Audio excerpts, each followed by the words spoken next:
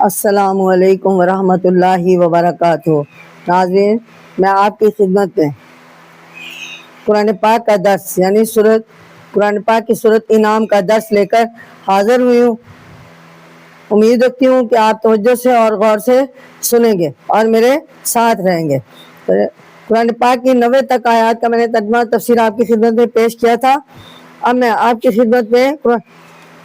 91 سے شروع کرتی ہوں۔ قرآن پاک کی سورت انعام کا درس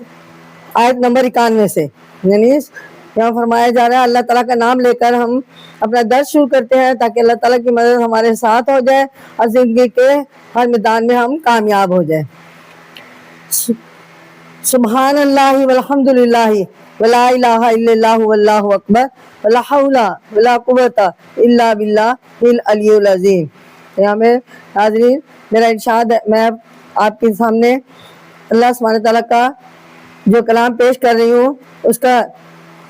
ترجمہ یہ ہے، یعنی ان سے اللہ سمجھے، یعنی قرآن پاک کی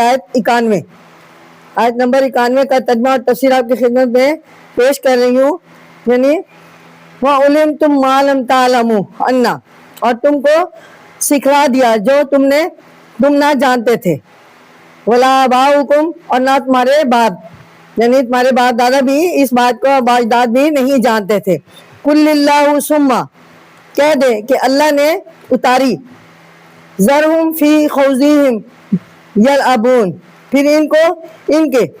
خرافات میں چھوڑ دے کہ کھیلتے رہیں، یعنی اللہ سبحانہ تعالیٰ نے نصیحت اتار دی ہے۔ اللہ سبحانہ تعالیٰ نے پیغام اللہ ہمارے نبی کریم صلی اللہ علیہ وسلم تک پہنچا دیا، فرشتہ جبرائیل امین علیہ السلام کے ذریعے تمام تر ہدایت، اور اس کے مطابق چلنا چاہیے۔ آپ کا کام پیغام دینا ہے اور ماننا یا نہ ماننا، حکم کو تو یہ مرضی پہ چھوڑ دیا ہے کہ مانے یا نہ مانے، وہ معاملہ اللہ سبحانہ تعالیٰ خود ان کا حل کریں گے یا سولو کریں گے۔ تو یہاں پہ ارشاد ہے کہ اللہ سبحانہ تعالیٰ نے یہود کو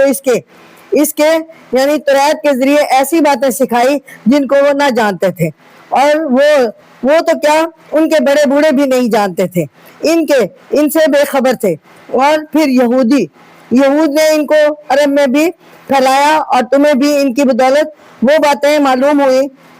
جن سے تم اور تمہارے بزرگ بالکل بے خبر تھے۔ اللہ سبحانہ تعالیٰ فرماتے ہیں کہ یہ واقعہ ہے کہ اس وقت عرب میں یہود ہی پڑھے لکھے لوگ تھے، یہاں تک کہ قرآن شریف اور محمد عربی علیہ السلام کی بات تو وہ توراۃ میں اور جو کچھ لکھا تھا وہ بھی انہوں نے آپ کے آنے سے پہلے ہی بتا دیا تھا۔ اب یہاں پہ فرمایا جا رہا ہے لیکن آپ کی تشریف لانے کے بعد وہ غرور اور ضد میں آ کر ضد کی وجہ سے آپ کا انکار کر رہے تھے، حالانکہ آپ کے آنے کی بشارت جو ہے قرآن پاک صاحب کا حضرت موسیٰ علیہ السلام کی کتاب توریت میں ان کا ذکر آ چکا تھا، لیکن وہ انکار کرتے تھے بضد، غرور اور ضد کی وجہ سے۔ یا مدینہ کے قبیلوں اوس اور خزرج کے لوگ جب مکہ میں آئے تو انہوں نے محمد مصطفیٰ صلی اللہ علیہ وسلم کو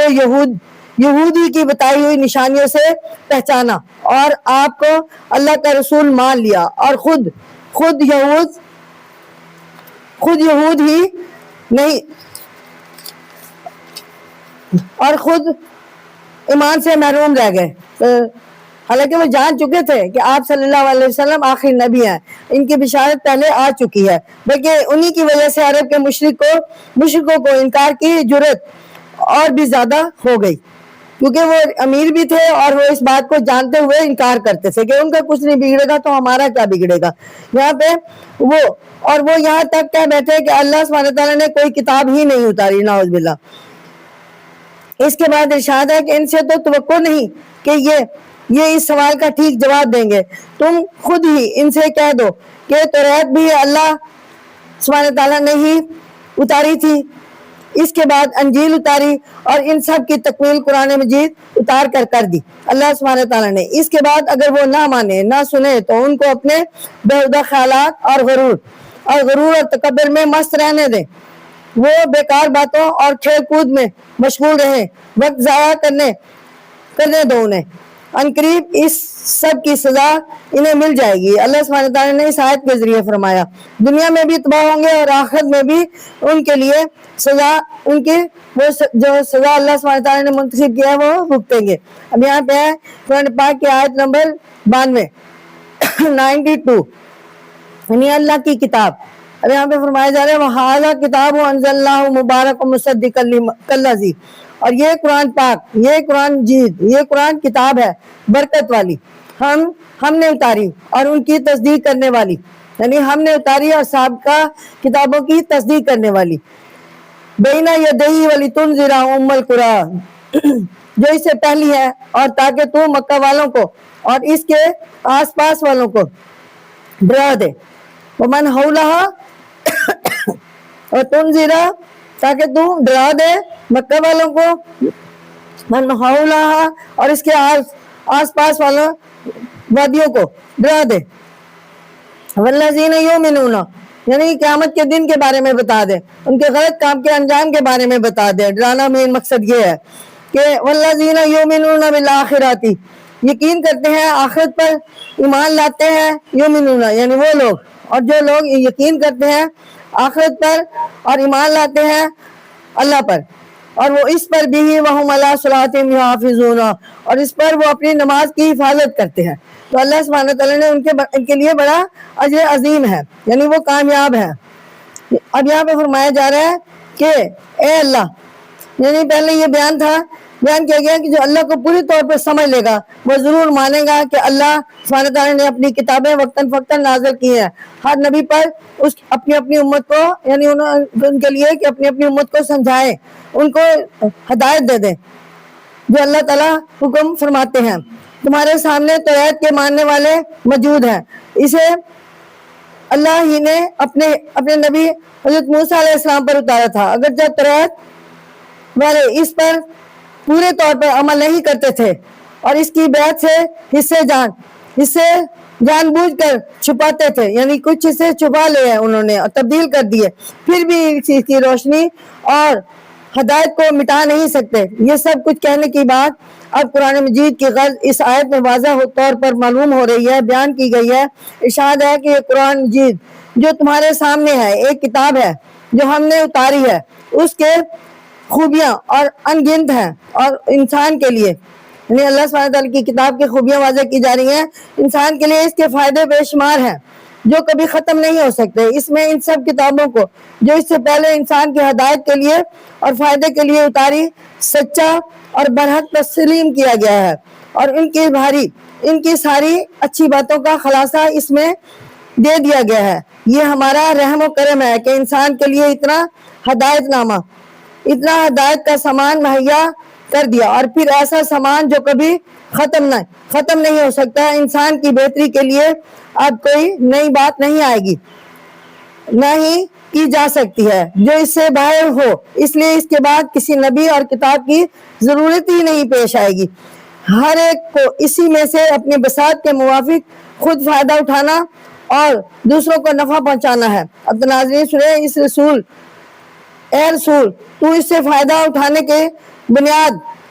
اس طرح ڈال کے مکہ والوں کو اور جو اس کے قریب ترین ہیں، قریب جوار میں بستیاں ہیں، ان کو سمجھانا اور برے انجام سے ڈرانا اور اس سے بچنے کا طریقہ بتانا شروع کر دے۔ لوگ مرنے کے بعد اپنے کیے کا پھل پائیں گے، اور جو لوگ مرنے کے بعد اپنے کیے کا پھل پانے کے قائل ہیں وہ اس کتاب کو دل سے سچا مانیں گے اور پھر اس کے حکموں کے مطابق چلیں گے، اور یہ لوگ اپنی نماز کو پابندی کے ساتھ ادا کریں گے، کیونکہ نماز کی پابندی اس بات کی نشانی ہے کہ یہ فرما بردار بندے ہیں۔ یہاں سے معلوم ہوا کہ قرآن مجید سے اصل فائدہ اٹھانے والے وہ لوگ ہیں جو آخرت کو مانتے ہیں اور نماز کو پابندی سے ادا کرتے ہیں۔ تو ناظرین، اب میں آپ کی خدمت میں پیش کر رہی ہوں کہ اللہ کی بے ادبی، تو یہاں غور سے اور توجہ سے سنیں کہ اس آیات میں قرآن پاک کی سورۃ انعام اس کی یہ 92 ہی کا کچھ حصہ ہے جو میں آپ کی خدمت میں پیش کر رہی ہوں۔ اللہ کی بے ادبی، یہاں پہ ومن اظلم ممن افترى علی اللہ، اور اس سے زیادہ ظالم کون ہے جو اللہ پر بہتان باندھے یا کہے اوقال اوہیا، یا کہے مجھ پر وحی اتری ہے، الیہ ولم یوحا، اور اس پر کچھ بھی وحی نہیں، اعوذ باللہ، الیہ شیء، یعنی اس پر کچھ بھی نہیں اترا، من قال سأنزل مثل ما انزل اللہ، اور جو کہے کہ میں بھی اتارتا ہوں اور اس کی مثل جو اللہ سبحانہ تعالیٰ نے اتاری ہے، تو نعوذ باللہ یہ شخص جو ہے عذاب کے قابل ہے، جو اللہ سبحانہ تعالیٰ کا شریک بنتا ہے اور خود کو اپنے آپ کو اس کے مقابلے میں سمجھتا ہے۔ تو ایسے غرور اور خود سر لوگوں کو اللہ سبحانہ تعالیٰ دنیا میں بھی سزا دے گا اور آخرت میں بھی۔ یہاں ارشاد ہے کہ اس سے بڑھ کر کون ظالم ہوگا جو اللہ سبحانہ تعالیٰ کی بابت غلط خیال قائم کرے، یعنی یہ کہے کہ اللہ سبحانہ تعالیٰ نے کوئی کتاب نہیں اتاری، یا یوں کہے کہ قرآن اگر وہی ہے اور حضرت محمد مصطفیٰ صلی اللہ علیہ وسلم نبی ہے تو وہی میری طرف بھی آتی ہے، نعوذ باللہ، اور میں بھی نبی ہوں، حالانکہ وہی اللہ اس پر نہیں آتی اور نہ وہ نبی ہے۔ یا یوں کہے کہ یہ قرآن جسے تم کہتے ہو کہ اللہ نے اتارا ہے، ایسا قرآن میں بھی اتار سکتا ہوں، نعوذ باللہ۔ تو اللہ سبحانہ تعالیٰ نے ایسے شخص کو سزا دنیا میں ہی دینی ہے اور آخرت میں بھی، کیونکہ ہمارے نبی حضرت محمد مصطفیٰ صلی اللہ علیہ وسلم آخری نبی ہے اور ان پر قرآن مجید اتاری ہے، اور آپ پر اللہ تعالیٰ کا قول ہے کہ آپ پر نبوت ختم ہوتی ہے، آپ کے پاس نہ کوئی نبی آئیں گے اور نہ ہی کوئی قرآن پاک آئے گا۔ یہ ہمارا ہر مسلمان کا عقیدہ ہے اور ہر مسلمان کو اس پر یقین رکھنا چاہیے۔ تو ناظرین، میں آپ کے سامنے قرآن پاک کی آیت یعنی سورۃ انعام، اس کی آیت نمبر 93 جس کا ترجمہ تفسیر آپ کی خدمت میں پیش کر رہی ہوں، ظالموں کی سزا، یعنی ایسے ظالم جو اس قسم کے خیالات رکھتے ہیں ان کو سزا اللہ تعالیٰ نے جو منتخب کیا ان کے لیے، ان کے بارے میں غور سے سنیں۔ ظالموں کی سزا، وَلَوْ تَرَىٰ إِذِ الظَّالِمُونَ فِي غَمرَاتِ الْمَوْتِ وَالْمَلَائِكَةِ، اور اگر تو دیکھے جس وقت کہ ظالم موت کی سختیوں میں ہو، والملائکۃ، اور فرشتے اپنے ہاتھ بڑھا رہے ہوں، باسطون ایدیہم، یعنی اپنے ہاتھ بڑھا رہے ہوں اس کی جان نکالنے کے لیے، اخرجو انفسکم، جانے نکالو، اور آج تم کو ذلت کا عذاب بدلے میں ملے گا، یعنی الیوم تجزون عذاب الہون، یعنی ذلت کا عذاب ان کو بدلے میں دیا جانے بما کنتم تقولون علی اللہ غیرہ، اس سبب سے کہ تم اللہ سبحانہ تعالیٰ پر جھوٹے باتیں کرتے تھے اور جھوٹے تہمت بہتان لگاتے تھے، غیر اللہ حق کی، اور اللہ کو حق کی باتوں کو حق نہیں مانتے تھے، وَكُنْتُمْ عَنْ آیَاتِهِ تَسْتَكْبِرُونَ، تو اس کی آیتوں سے تکبر کرتے تھے، تو ان کا انجام بہت برا ہوگا۔ اب اللہ سبحانہ تعالیٰ نے اس آیت کے ذریعے فرمایا ہے کہ اے محمد صلی اللہ علیہ وسلم، اگر تو ظالموں کی موت کی حالت دیکھے تو خوف سے کانپ اٹھے۔ یہاں پہ فرمایا ہے کہ جب موت آئے گی تو دنیا کی کوئی چیز ان کے کام نہ آئے گی، دنیا کو بھول جائیں گے، بظاہر ظاہری آنکھ بند ہو جائے گی، اور مگر آخرت کا ہولناک منظر ان کے سامنے ہوگا، اور فرشتے جو ہے ان کو ڈرائیں گے، ان کو بتائیں گے کہ یہ ہے تمہارا انجام جو دنیا میں تم نے عمل کیے تھے، اس کا بدلہ ہے یہ۔ جان کنی کی سختیاں ان کو گھیرے ہوئے ہوں گی، یعنی جان ایسے نافرمان شخص کی جب جان نکلتی ہے وہ بھی بڑے خوفناک طریقے سے نکلتی ہے، گھیرے ہوئے ہوگی، ان کے برے اعمال ڈراؤنی شکل کے فرشتے بن کر ان کے سامنے کھڑے ہوں گے، وہ اپنے لمبے لمبے ہاتھ پھیلا کر غیظ و غضب میں ڈراؤنی آواز سے کہیں گے، چھوڑ اپنی چہتی جان کو جو دنیا کے غرور اور عزت کے بدلے آج تک تجھے ذلت اور رسوائی نصیب ہوگی۔ اب تو نے دنیا میں اللہ کے بابت غلط بیانی کی اور ایسی باتیں اس کی شان میں کہیں جو سراسر جھوٹی تھی، آج تجھے تیرے غرور اور تکبر کی سزا ملے گی۔ تو ناظرین غور کریں، اب یہ آپ کے سامنے جو ہے میں قرآن پاک کی سورۃ انعام اس کی آیت نمبر 94 جس کا ترجمہ و تفسیر آپ کی خدمت میں پیش کرتی ہوں۔ مرتے وقت انسان تنہا ہوگا، وَلَقَدْ جِئْتُمُونَا فُرَادَىٰ كَمَا خَلَقْنَاكُمْ، البتہ تم ہمارے پاس ایک ایک ہو کر آ گئے، جیسے ہم نے تم کو پہلی بار پیدا کیا تھا. اولا مرتن یعنی جیسے پہلے پیدا کیا تھا. اور وَتَرَكْتُمْ مَا خَوَلْنَاكُمْ اور جو اسباب ہم نے تم کو دیا تھا یعنی جو سامان ہم نے تم کو دیا تھا وہ تم وراء ظہورہم اپنی پیٹھ کے پیچھے چھوڑا یعنی وہ ہدایات نامے. اور جو تم یعنی تم پیچھے چھوڑ آئے وہ مَا نَرَىٰ مَعَكُمْ اور ہم تمہارے ساتھ تمہارے سفارش کرنے والوں کو نہیں دیکھتے. شفاعکم اللہ زعمتم یعنی وہ سفارش کرنے والے بت جو تم نے میرے اللہ سبحانہ تعالیٰ کے شریک بنائے ہوئے تھے ان کو نہیں مانتے. وہ تمہارے ساتھ تمہارے سفارش کرنے والوں کو نہیں دیکھتے. اب یہاں پہ فرمایا زعمتم اور تم خیال کرتے تھے جن کو تم بتلایا کرتے تھے انہم فیکم شرکاء کہ ان کا تم میں ساجھا ہے. البتہ لقد تقطع بینکم البتہ تمہارا علاقہ منقطع ہو گیا یعنی دنیا سے ان لوگوں سے جو میرے خلاف میرے شریک بناتے تھے. وَضَلَّ عَنْكُمْ مَا كُنْتُمْ تَزْعُمُونَ اور جو دعویٰ کہ تم کیا کرتے تھے دنیا میں اور کیا کرتے تھے اور جاتے رہے تھے. تو سنیں اب یہاں پہ فرمایا ارشاد ہے کہ اس آیت میں ایسے لوگوں سے کہا گیا ہے کہ جب سب ساز و سامان جس کے نشے میں تم مست ہو کر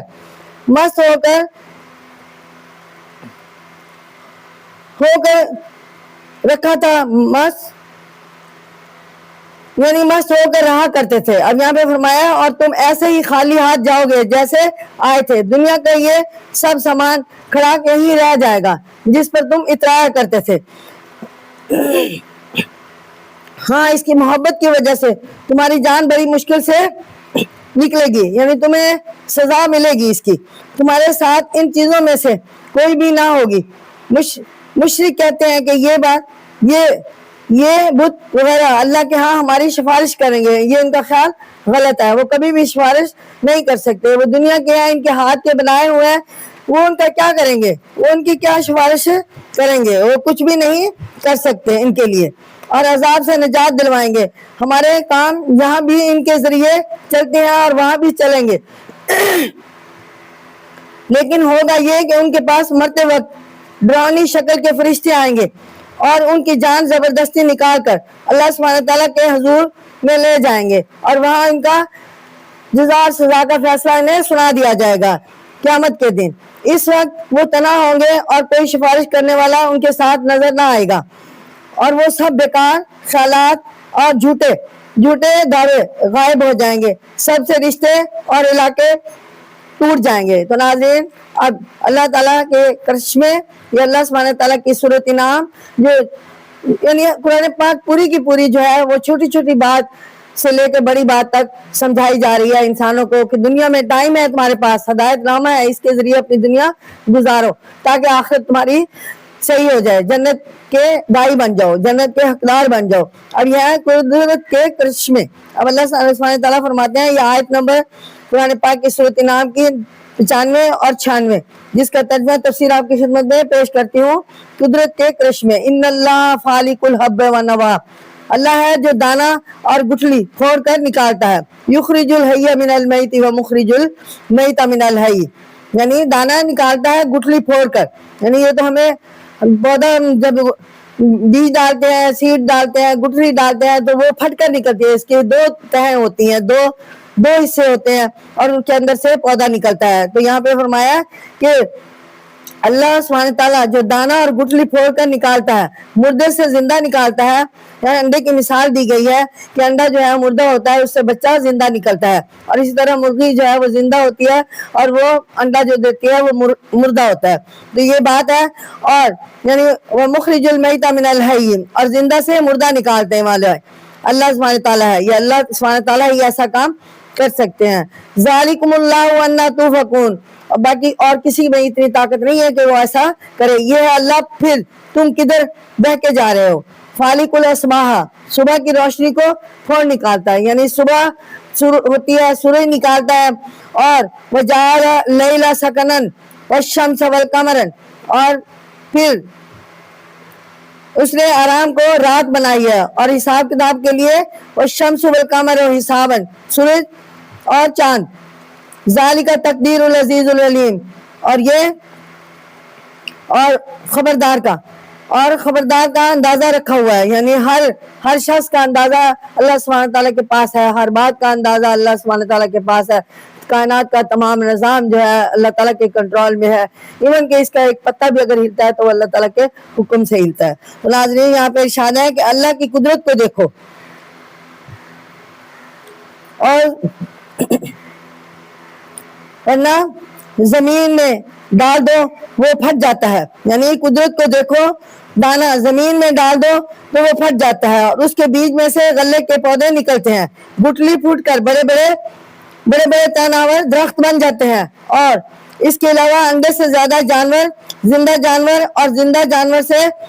جو ہے انڈا نکلتا ہے۔ تو دیکھیں یہ سبحانہ تعالیٰ اللہ تعالیٰ کی قدرت ہے، یہ سب کچھ وہی کرتا ہے جو اللہ تعالیٰ ہے۔ اسی طرح اندھیروں کو چیر کر اس میں سے روشن صبح نکالتا ہے، اور چاند سورج حساب سے حرکت کرتے ہیں، ان کے ذریعے سے دنیا میں وقت کا حساب کتاب لگایا جاتا ہے، اور یہ سب کچھ دیکھتے ہوئے تم اللہ سبحانہ تعالیٰ کے سمجھنے میں غلطی کرتے رہتے ہو۔ کیسے کرتے ہو؟ یہ کرنا نہیں چاہیے۔ یہ چیزیں تو صاف صاف بتا رہی ہیں کہ ان کو ایک بڑی طاقت اور قدرت والے نے ہی ٹھیک اندازہ کر کے بنایا ہے۔ تو ناظرین یہاں پہ ارشاد ہے کہ سورج اور چاند ہر ایک کی حرکت ایسے طریقے پر ہوتی ہے جو حساب سے مقرر کیا ہوا ہے، اور ان کے ذریعے سے وقت کا حساب لگایا جاتا ہے۔ اس سے پہلے رقو میں بھی کہا گیا تھا کہ جو لوگ قرآن پاک کو اللہ کی کتاب نہیں مانتے وہ اللہ کو جیسا سمجھنا چاہیے سمجھتے نہیں، انہیں یہ معلوم نہیں کہ اس کی قدرت بہت بڑی ہے، اس نے سارے عالم کو بنایا اور اس کا ایک نظام قائم کیا ہوا ہے۔ اسی نظام کے مطابق یہ ضروری تھا کہ وہ قرآن مجید ان بتانے کے لیے دنیا میں بھیجا جائے اور اس کا رسول اسے لے کر آئے۔ اس کے بعد قرآن مجید کی خوبیاں بیان کی گئی ہے، اس کے بعد اسی طرح کے سمجھانے کے لیے اللہ سبحانہ تعالیٰ کی قدرت کے کرشمے بیان کیے گئے ہیں، تاکہ اس کی قدرت کو جس نے نظام عالم کو قائم کر رکھا ہے لوگ سمجھیں اور اس غلط فہمی سے نجات پائیں کہ انسان کے لیے اس نظام میں کوئی چیز اس کو ہدایت کرنے والی نہیں ہے۔ تو ناظرین یہ خیال جن کا بھی ہے وہ ایسا غلط ہے، اور وہ سمجھ لیں، دنیا میں ہی اپنے آپ کو سمجھا لیں۔ اب یہاں پہ قرآن پاک کی آیت یعنی سورۃ انعام، اس کی آیت نمبر 97 اور 98 کا ترجمہ تفسیر آپ کی خدمت میں پیش کر رہی ہوں۔ تو جیسے سنیں قدرت کے کرشمے،